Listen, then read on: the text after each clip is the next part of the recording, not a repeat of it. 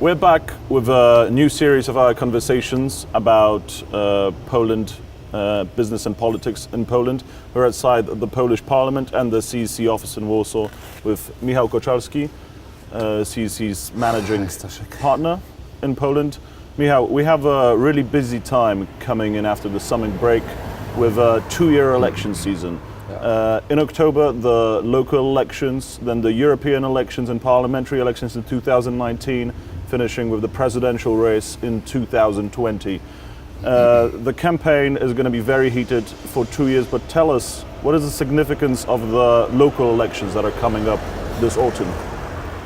Well, first of all, I hope you had really good summer holidays. Well, yes, I did, but in preparation for this busy season, so... Wonderful.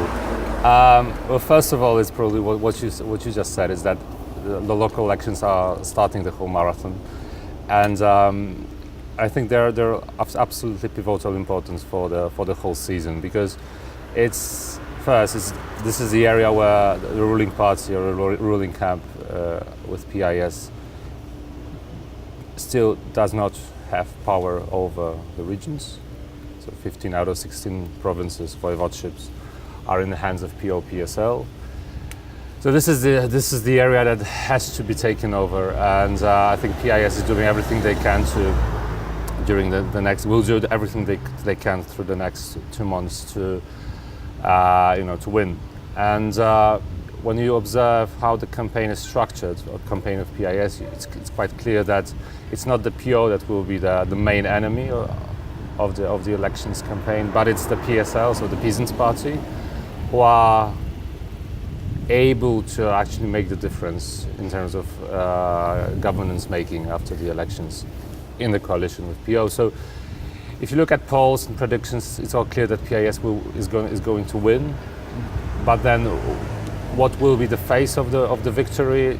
That's the secondary matter. And I think that's it's not going to be that clear if PIS will be taking over, I know, next 5 or 6 or 7 provinces.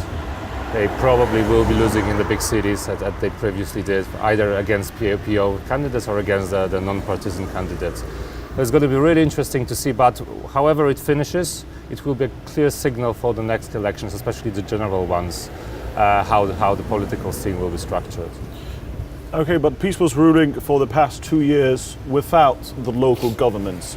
So do the local governments actually have a lot of power, the regional assemblies as well as the presidents of the cities?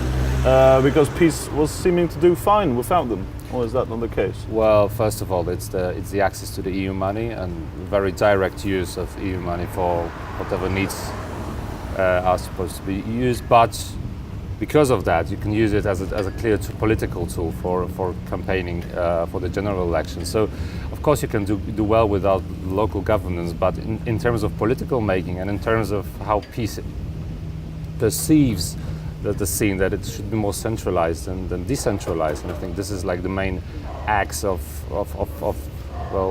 argument between PO and PIS during these elections, is that PIS needs local governments to centralize the power.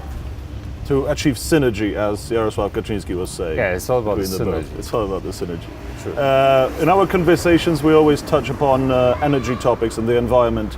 Are the energy issues going to be of any importance in the election season and the local elections?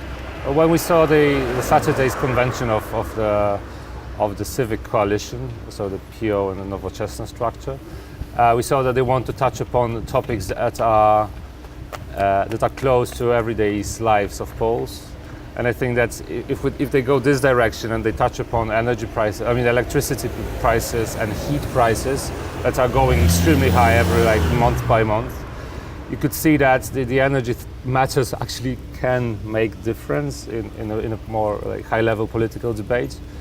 But nevertheless, of course, no one, everyday people, they won't really care about the big energy problems that Poland is facing in terms of the growing imports of coal from Russia, ongoing problems with coal extraction in Poland,